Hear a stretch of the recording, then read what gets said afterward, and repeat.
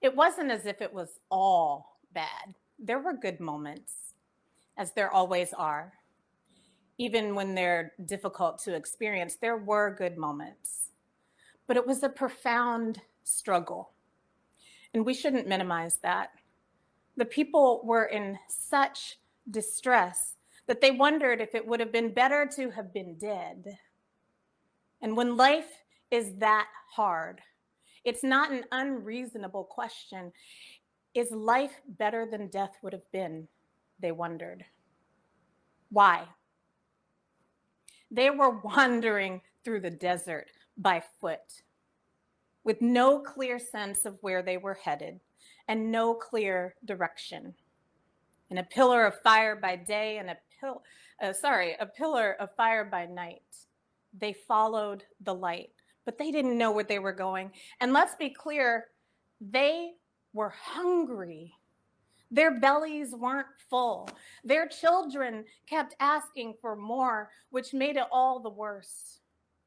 And this is important, and I want you to take note of this, because this was the Lord's exodus. The people were led by God into the desert wilderness to escape the oppression and slavery that they were living under. And that escape was right and it was good.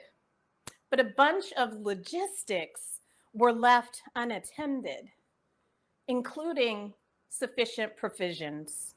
And leadership, like Moses, felt that the people should just be grateful for what they had and keep their mouths shut with their empty bellies, as if that were what God intended.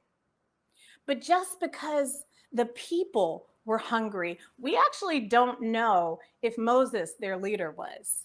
In fact, there's no indication that he had any experience of that same hunger. It very well could be that Moses and his crew got the first cut in everything.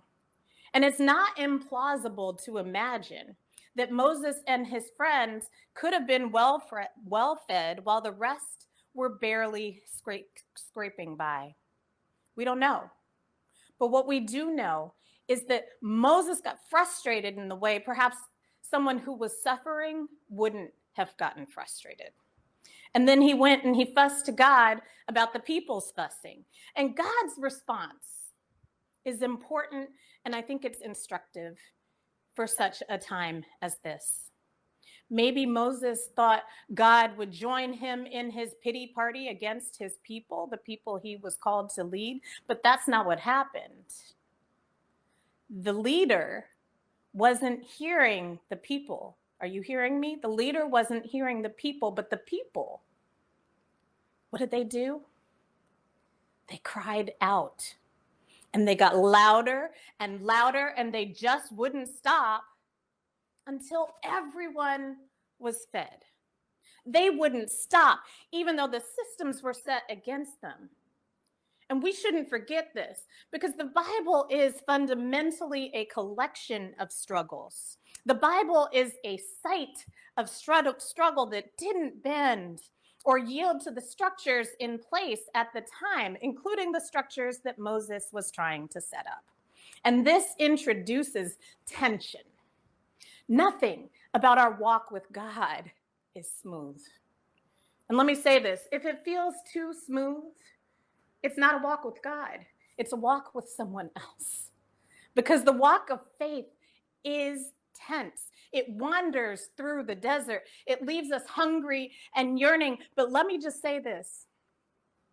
The struggle isn't biblical if it isn't tied to liberation. Struggle without liberation is oppression. Meanwhile, God breaks chains.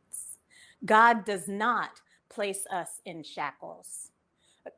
A couple of years ago, I had the great honor of listening to theologian Alan Bozak, who delivered the Beecher Lectures at Yale Divinity School, I think back in 2017. And he said something like this: we hold the Bible captive to the evil of empire and our paucity of courage. We hold the Bible captive to the evil of empire and our paucity of courage. But what I want us to understand is that that captivity breaks open when we realize that any time the Bible is aligned with the empire or the emperor, then we are holding our biblical interpretation captive and hostage to something that God never intended for us. So here's the truth. In the public square, faith has been hoodwinked, stolen, weaponized, and colonized, shackled to ambitions that have nothing to do with us. Well-intentioned leaders have fallen into this captivity while making their bed with other leaders whose intentions I have less generous comments about. So many of us have been taught that faith is just about letting the times pass over us, while we read God into everything that's happening. Meanwhile, even the very foundational stories of our faith, like the Exodus, tell us a different story. Faith isn't about just letting it come. If the people hadn't said anything, they wouldn't have gotten the bread. But faith is understanding that what we're seeing isn't right. It's about knowing that God has an intention for more. And when our leaders place themselves between us and our own flourishing, the Exodus teaches us that there's another way. Don't you see? The people calling out and asking for food were leading a revolution. And God went and then cut out the middleman. And God listened, and manna rained down from heaven for the people who had such hunger. But the key lesson I want us to get right here is that they didn't wait. They didn't concede their voices. They spoke for themselves. Leadership will fail. It always will. People are fallible, but the people hold the truth. Moses would have them think that they weren't starving.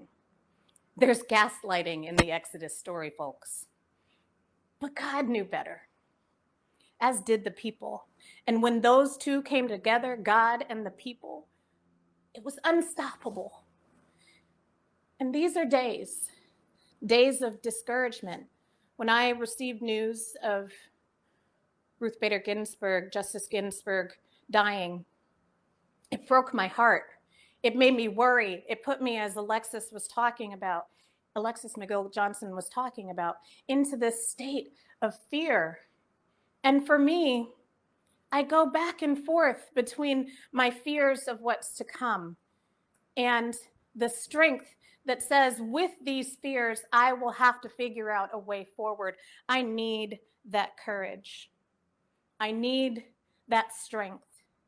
And we all do right now. We don't know what is coming, but we know that it will be the battle of our lives. And we're hungry. Literally, people are starving. And it only gets worse before it gets better.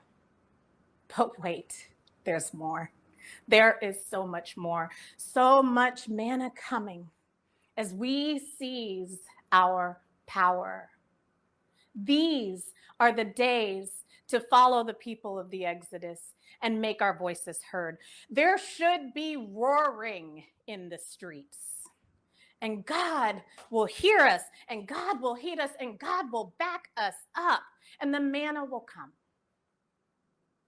Rise up, my people. Rise up, folks. We have so much to do, but we're going to do it together. Amen.